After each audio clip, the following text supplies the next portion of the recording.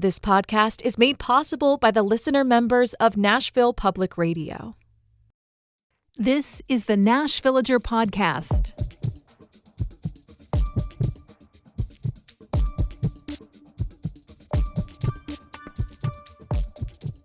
It's April 1st, 2026, and on this day in 1963, Nashville and Davidson County were officially consolidated into one single government that we now know as Metro.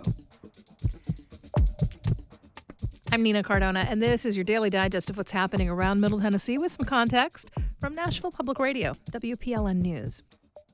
One of the things about Nashville that a lot of people don't seem to realize when they first move here is that, yes, this is a city with a lowercase c, but there is not uppercase C, City of Nashville. We may refer colloquially to the City Council, but actually there is no such thing.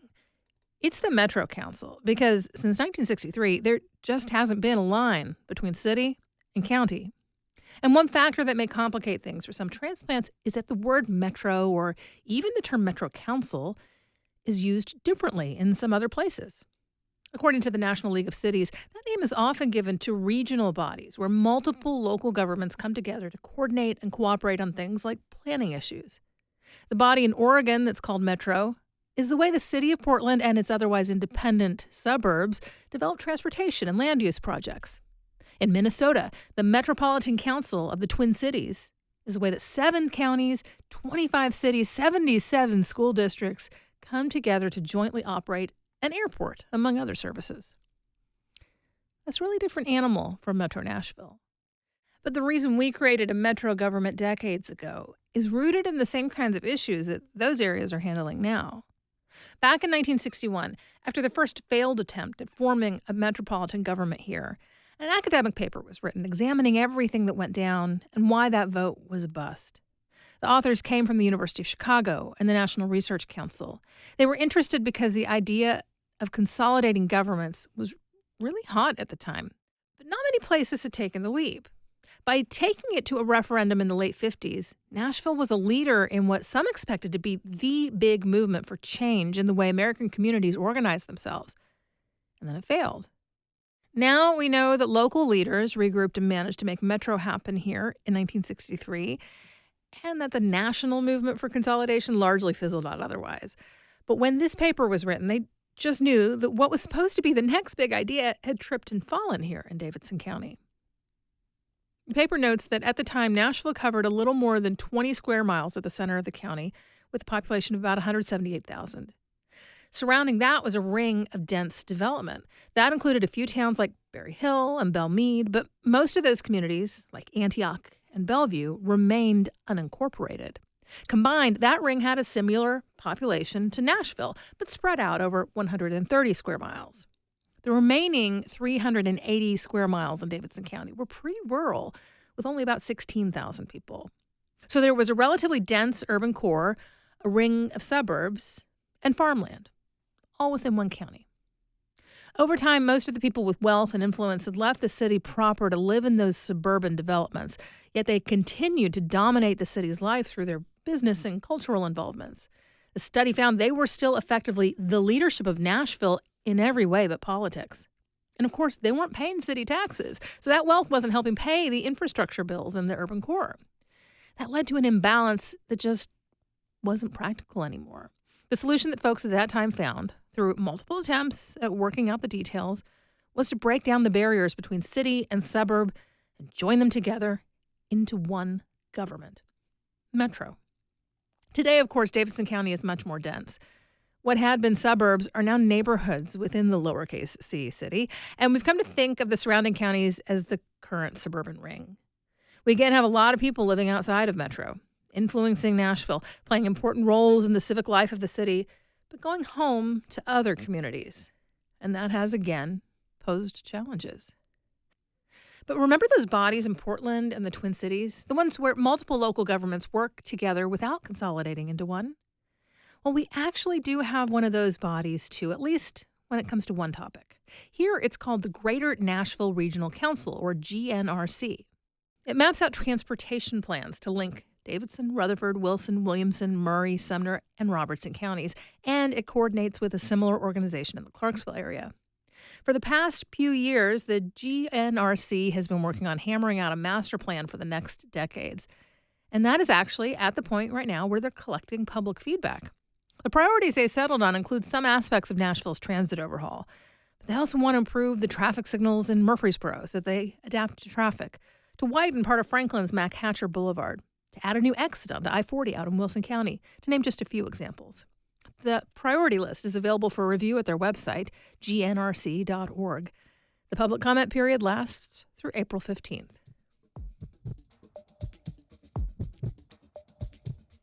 In just a few minutes, this week's edition of What Wear Wednesday. That's coming up after the newscast.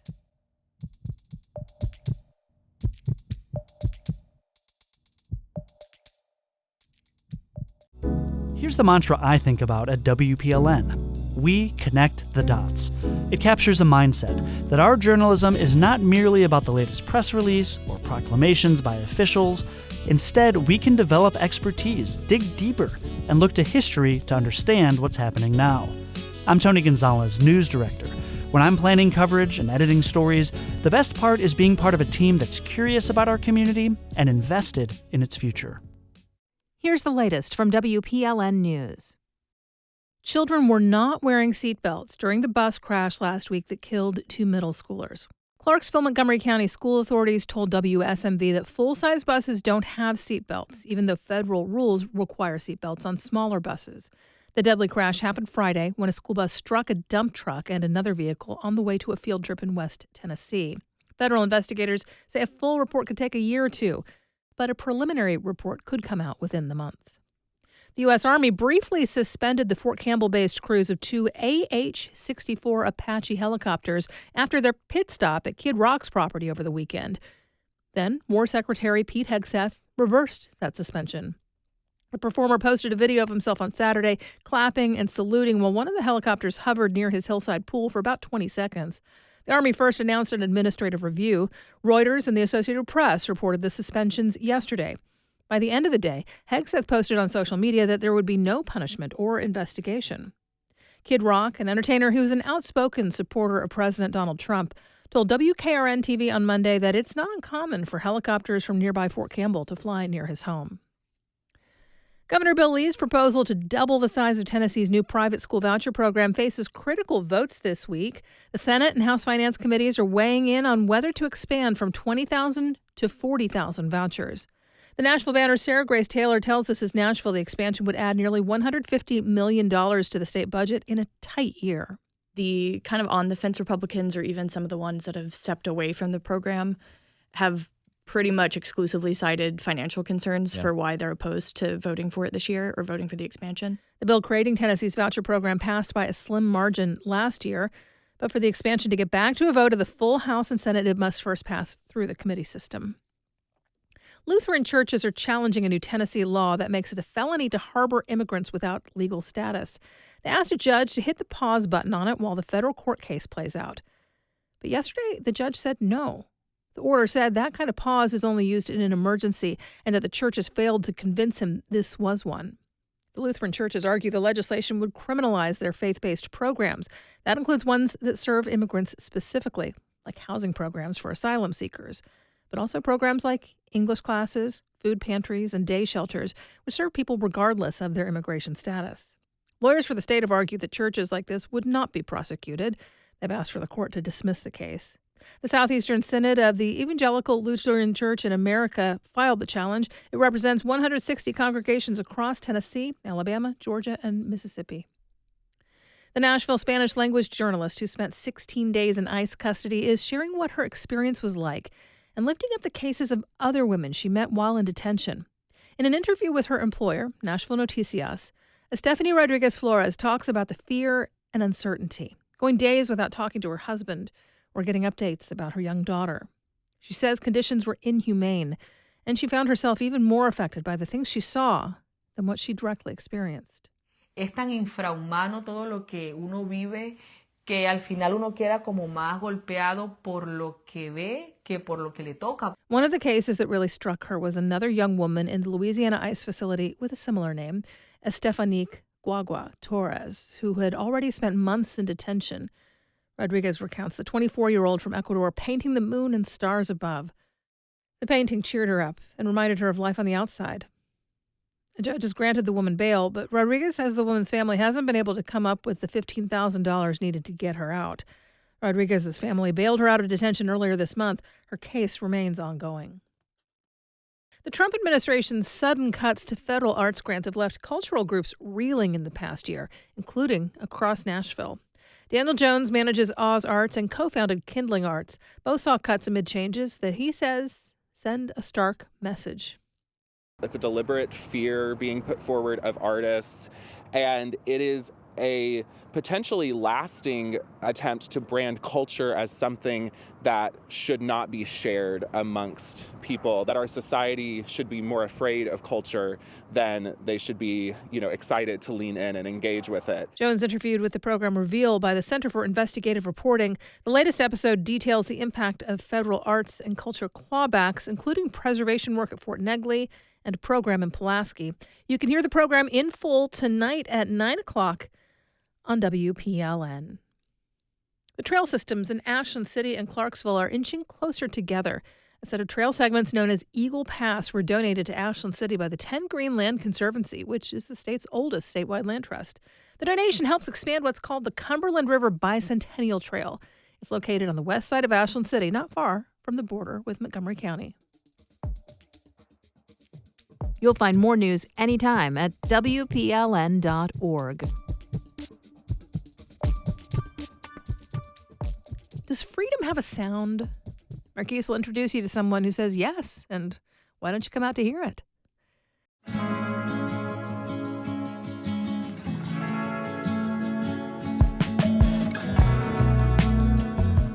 I'm Marquise Munson, here with another edition of Nashville Public Radio's What Where Wednesday, keeping you up to date with the happenings in Nashville this week.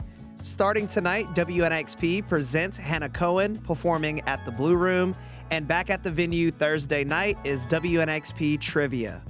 Friday night, the format takes the stage at the Ryman, and Friday and Saturday, Gillian Welch and David Rawlings play Grateful Dead at Brooklyn Bowl. Also on Saturday, Indigo de Souza performs at the Basement East, and WNXP presents La La La La at the Blue Room. Wrap up this week's listings Tuesday with Bob Moses and Cannons performing at the Pinnacle. For more events, head over to WNXP.org/events.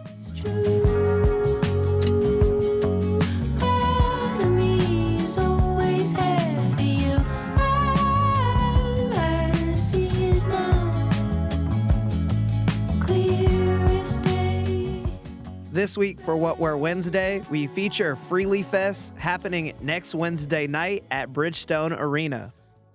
Presented by Freedom Forum and featuring performances from Avery Anna, Janelle Monáe, T-Pain, Dominique Fike, and The Killers, the organization's mission is to inspire artists and audiences to come together around music and the First Amendment freedoms that protect it. I'm Jan Newhart, the chair and CEO of Freedom Forum. Freedom Forum is a nonprofit organization working to empower everyone to understand and exercise their First Amendment freedoms. The First Amendment allows all of us to freely listen to our favorite music, read the news, attend church or not, and gather together with others. Yet most Americans can't name the 5 freedoms guaranteed by it. We believe that when everyone knows their rights, they value them, and when they value them, they defend them for generations to come. So our initiatives like Freely Fest and are brought to you by the First Amendment campaign bring the First Amendment to life and make it relevant and accessible and part of everyday culture. So you think I'm alone, but being alone's the only way to be. When you step outside, you spend life fighting for your sanity. This is a cold war, you better know what you're fighting for. Nashville's Music City, which makes it the natural host city for a music festival celebrating the power of music. But it's also a really important part of Freedom Forum's history. John Siegenthaler helped establish Freedom Forum's First Amendment Center at Vanderbilt University in 1991, creating a home for First Amendment education and dialogue. So we're so excited that Avery will open the show, and in addition to the Freely Fest lineup, Nashville artists will take to the stage throughout the evening to perform songs that carry First Amendment stories. We wanted a diverse group of artists to appeal to fans of all ages and genres, and that could really represent what showcases how the power of music really represents the First Amendment in action and all these 5 freedoms. So we're excited that we have the lineup of headliners we do, and then also some surprise interstitial artists that will be surprise guests throughout the show to help tell the story of why the power of music is so relevant in our society today and how it's represented by these various artists. Can't wipe the windblown smile from across my face. It's just the old man and me, washing his truck at the Sinclair station in the land of the free. We want everyone to be able to experience Freely Fest. So whether or not they have a ticket to the show, we want them to be able to experience it in some way. And that's why we're streaming it live on YouTube. And also, we're hosting Freely Fest Village outside Bridgestone Arena on April 8th from 3 to 9 p.m. There's no ticket required for access to the Village. It's completely free and open to the public. And we'll have free food and drinks, music and entertainment. One highlight of the Village is the Nashville Freedom Experience, which is an interactive exhibit that shows how the First Amendment empowers us in our everyday lives and what it could look like if we lost it. We'll also have games and trivia that explore the 5 freedoms of the First Amendment with fun prizes and giveaways. And throughout the afternoon and evening, Freely Fest Village Radio will keep the energy up with music and entertainment celebrating the power of free expression. We want them to understand that the music they listen to every day and these other First Amendment freedoms that we sometimes take for granted, whether you read a book or listen to a song or watch a movie, that these things are protected by the First Amendment and that it shows up in many ways in our everyday lives. We just want we want to raise awareness of it and help people understand where the First Amendment shows up in their lives and help empower them to be able to use it. And just to celebrate this universal language that brings us all together, which is the power of music. For more information on Freely Fest and other events happening this week, visit WNXP.org. My name is Marquise Munson, and thank you for listening to another edition of What We're Wednesday. Am I in it? Does this go faster? Is this even on? Is this what matters?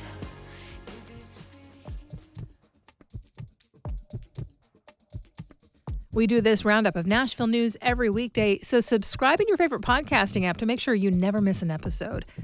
And if you like this, you'll probably enjoy the Nashvillager newsletter, too. I'll get perspective from more of my colleagues at Nashville Public Radio and links to the stories we're following. Sign up for those daily emails at WPLN.org/Nashvillager. Thanks so much for listening. Let's make this day a good one, and we'll catch back up tomorrow.